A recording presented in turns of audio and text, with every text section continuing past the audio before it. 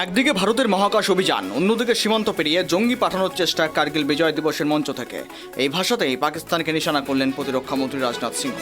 দ্রাস সেক্টরে আয়োজিত কার্গিল বিজয় দিবসের অনুষ্ঠানে শহীদ সেনাদের স্মরণ করে রাজনাথ বলেন, ভারতের অবস্থান একেবারে পরিষ্কার। পাকিস্তানের সঙ্গে আলোচনা হলে তা হবে শুধুমাত্র পাকিস্তান অধিকৃত কাশ্মীর নিয়ে। কাশ্মীর নিয়ে কোনো আপোষ নয়, এমনই বার্তা দিয়েছেন প্রতিরক্ষামন্ত্রী। তার বক্তব্য, পাকিস্তান যে অঞ্চল অবৈধভাবে দখল করে রেখেছে, আলোচনার বিষয় হতে পারে শুধুমাত্র সেই অংশ।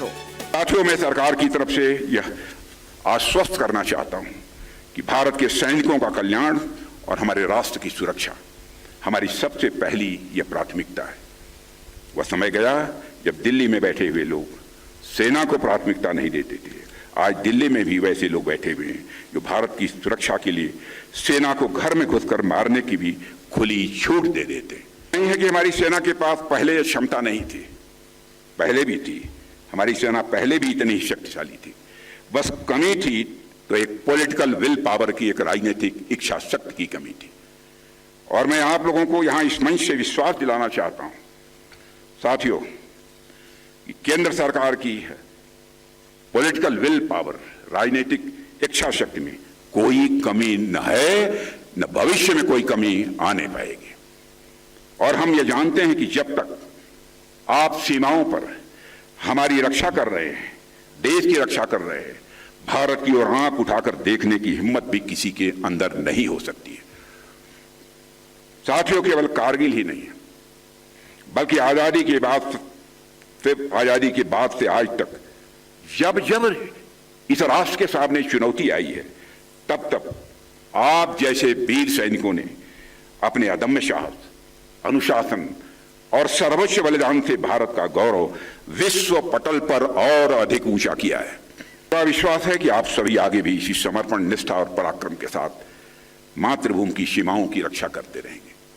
यह देश सदैव आपका ऋणी रहेगा।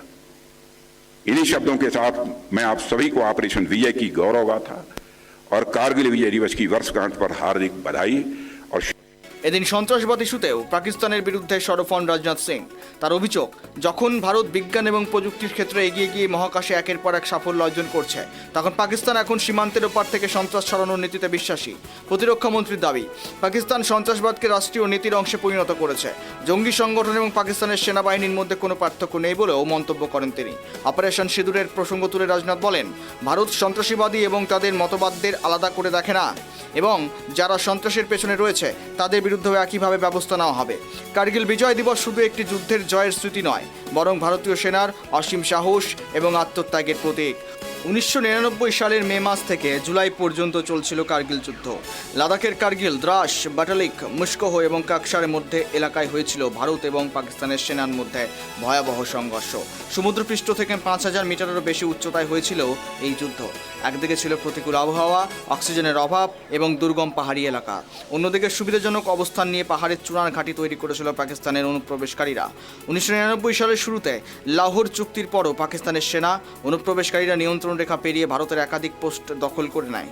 তাদের লক্ষ্য ছিল সিয়াচেন অঞ্চলে ভারতীয় সেনার যোগাযোগ বিচ্ছিন্ন করা এবং কাশ্মীর ইস্যুতে আন্তর্জাতিক চাপ তৈরি করা। 3রা মে প্রথম জানা যায় কার্গিলের পাহাড়ি এলাকায় পাকিস্তানি অনুপ্রবেশ ঘটেছে। এরপরই শুরু হয় ভারতীয় সেনার পাল্টা অভিযান অপারেশন বিজয়। এই অভিযানে প্রায় 2 লক্ষ ভারতীয় সেনাকে মোতায়েন করা হয়। কঠিন পরিস্থিতির মধ্যেও ভারতীয় সেনা একের পর এক গুরুত্বপূর্ণ পাহাড় চূড়া পুনর্দখল করতে থাকে। কার্গিল যুদ্ধের সময় ভারতীয় নৌসেনাও শুরু করে অপারেশন সফেদ সাগর। পাকিস্তানের ওপর কৌশলগত চাপ বাড়তে সমুদ্রপথ প্রস্তুতি নেয় ভারত। পাহাড়ের উচ্চতা, প্রতিকূল আবহাওয়া এবং শত্রুর সুবিধাজনক অবস্থান কোনো কিছুতে দমাতে পারেনি ভারতীয় সেনাকে। 4ই জুলাই টাইগার হিল পুনর্দখল করে ভারতীয় সেনা। এই জয় কার্গিল যুদ্ধের মোড় ঘুরিয়ে দেয়। এরপর একের পর এক এলাকা মুক্ত করে ভারতীয় বাহিনী। 14ই জুলাই তৎকালীন প্রধানমন্ত্রী অটল বিহারী বাজপেয়ী ঘোষণা করেন, অপারেশন বিজয় সফল হয়েছে। অবশেষে 26শে জুলাই আনুষ্ঠানিকভাবে কার্গিল যুদ্ধে ভারতের জয় ঘোষণা করা হয়। এই যুদ্ধে শহীদ হন 527 জন ভারতীয় সেনা। তাদের আত্মত্যাগের স্মৃতিতেই প্রতি বছর 26শে জুলাই পালিত হয় কার্গিল বিজয় দিবস। আজও কার্গিলের পাহাড়ে মনে করিয়ে দিচ্ছে দেশের সার্বভৌমত্ব রক্ষায় ভারতীয় সেনার আত্মত্যাগ কতটা গভীর। আর সেই ঐতিহাসিক দিনের মঞ্চ থেকেই ফের একবার বার্তা দিল, ভারত সীমান্ত সুরক্ষা, সন্ত্রাসবাদের বিরুদ্ধে লড়াই এবং দেশের স্বার্থ রক্ষায় কোনো আপোষ করা হবে না। Bureau report, KTV Bangla.